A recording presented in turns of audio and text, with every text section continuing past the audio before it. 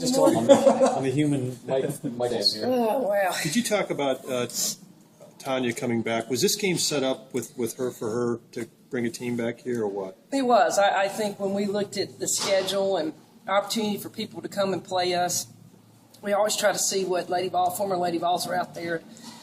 And Tanya expressed the interest to come. So, yeah, I'm excited she comes back and plays at Tennessee and brings her team. Would it be good? Did she bring back good memories? I mean, she was kind of instrumental to you guys getting it going with the championships. Yeah, she brings back great. She was one of the first probably impact guards that we've signed in a while and from the Detroit area. So she made a difference in our team. Just her athleticism, the way she played, how hard she played. So as they called her ice, she was smooth, but she got things done. So, yeah, she helped start the ball rolling here. Holly, you made your team extremely happy by letting them go home for Thanksgiving. You don't get to do that often. It's rare that you have a week between games. What was your thinking in terms of giving them a short break like this? Well, we have a week off, and we've been putting them to the test a lot. And I thought when we could come back and practice and give them Thanksgiving off, I just thought that was a natural thing to do, and wanted that they had the opportunity to spend with their family. And it just worked out, and I'm excited for them. They're all excited, so that's great. Had they not won Sunday, would they still be doing Thanksgiving off? Yeah, absolutely. I may not have gotten Monday off. Sunday, Thursday was already planned. But see, they didn't think they thought they had to win though. You sort Well, of didn't let that part of part coaching. out. Yeah, that's being strategic.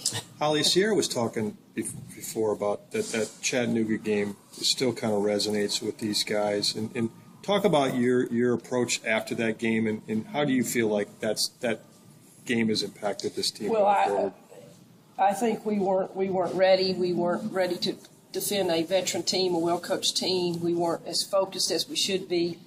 And I think we went back and clarified things, simplified things for each game plan. And I thought they came back, and Georgia Tech was a huge game for us after we had lost that one day in between, and then to go down to Miami and play and beat them as well.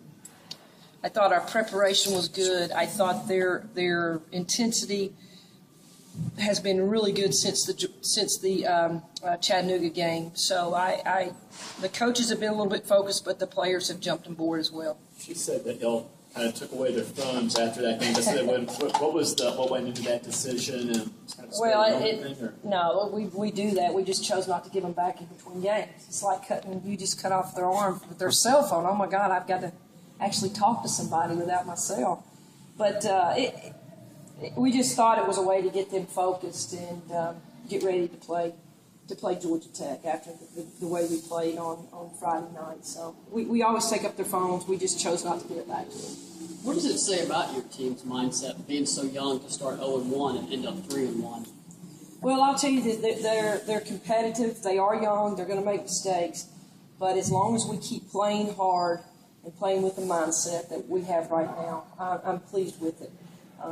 We make mental mistakes just because of our youth, but I think we're making up a lot in hustle plays and just playing hard all the time. And that's what we've been trying to get them to do, is play hard and get the hustle plays and that'll make things happen for them. When you talk about playing hard, are you concerned that the fouling is part of that playing hard? It seems like that rears its head at times for you guys, and it really almost hurt you down at Miami. Yeah, I think so. I think Miami was an example of we got into foul trouble, so then we thought we couldn't get out and be aggressive, and then they were scoring in 5 seconds to go. So, yeah, sometimes playing hard can be as a disadvantage, and I thought at the first half we were a little bit too aggressive, and then it got us in foul trouble late, so we had to kind of back off, and we haven't really honestly practiced to just containment defense. We haven't really put that in practice. How do you address that? I mean, is it like free throw shooting? Do you try not to make too big of a deal out of it? Well, I tell you, Dan, in the game, I just said to take a step off and back off of them a little bit, just because we had just be more contained than getting up and being aggressive. And we won the game and we hit some big buckets, but I think we go in and we work on it and we're going to work on probably more situations because we haven't worked on a lot of situations, us being up by whatever 6 with 2 minutes to go or being down. So I think our preparation is to put those into practice and try to be comfortable with them when they come game time. Izzy said that with her minutes being up, she was really feeling it down in Miami. She was sucking wind or something like that, she said. Do you sense that, she stepped it up, obviously, in the amount of time she's playing right now, and she's been productive. Just talk a little bit about how she's adapting, I guess, into her sophomore season now. Yeah, I think Izzy's getting the minutes, and she plays hard, and I'm proud of Izzy of where she's taken her game. And I could see how minutes would catch up to her. Last year she was just sparingly off the bench, and this year she's our go-to player inside. So I think our pace, our offensive pace, and our demanding on defensive end, after a while it's going to wear on you, and I think it kind of caught up to Izzy in the Miami game. I asked her about her shot and also about rebounding and the mentality for doing both. And I'm still not.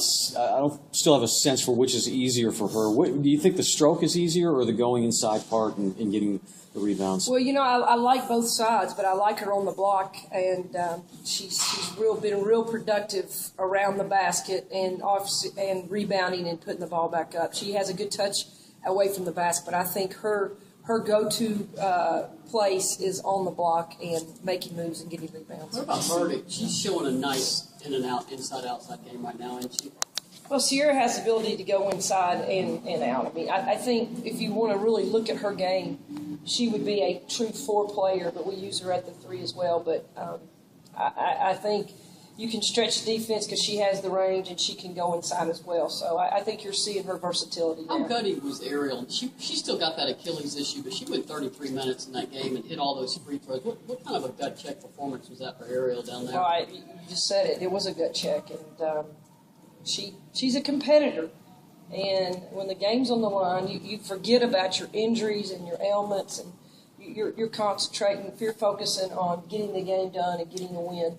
So I think that's what you saw Ariel do. I just think we have a competitive group right now, and they're trying to do whatever it takes to win. I know, Sierra, you talked in the preseason a lot about her and how much she improved herself, her work ethic. And what's the biggest difference you see in her now versus a year ago? I think Sierra doesn't get so down on herself. I think she used to miss a shot and her whole game would go in the tank. And I think now Sierra has learned to kind of refocus and understand we got to get the next play. So if she misses an offensive shot, she's got to go down and refocus and play on the defensive end. And her shot's going to – she's put too much time in the game and in shooting. Her shot's going to come back. She's trying to learn to not let that keep her away from focusing on the next play. It's such a young team. 3 of your first 4 games on the road, winning 2 of them over ranked teams. How much has it helped this team kind of grow up in a hurry? It's been huge. I think the UTC game allowed it, had us growing up in a hurry. I think playing there and then looking down the road of where we had to go in the next 3 games was huge. And I think practice, they've grown up. They've understood the importance of practice, and they've been a lot more focused. So I think we went back to work, and that Friday night game at Chattanooga got us focused, and then we saw what we could do at Georgia Tech. And then last week we had a great week of practice, and then we played Rice. So very pleased with our preparation. And that's what it's all about. We got to keep preparing, keep putting in the time, keep understanding what is important. And in the games, when they come to the games, it's got to be natural. It's got to be they're reacting and not thinking. And I think first couple of possessions, especially at UTC, we were thinking and not reacting and playing the game of basketball. You got a pretty formidable schedule coming up in December. How critical are these next few games before you hit that December stretch? They're huge because you've got teams coming in, and then you play Texas, and then you play Baylor, who I think is number 2, and then you come home and play Stanford, number 1 now. So it's a pretty easy stretch right there, Jim. I just, it is what it is, and so we've got to really focus on Alcorn State, and Middle Tennessee is good. So we just got to keep plugging along and understanding. We have North Carolina. We've got these teams at home, and you've got to protect your home court. So right. we got to make sure that we protect our home court and win all our games at home. And if we can do that, and then get a couple on the road, I think we'll be in business. Right. Thank you. That good? Thank you. Appreciate it. You're welcome. You go, guys. You're welcome.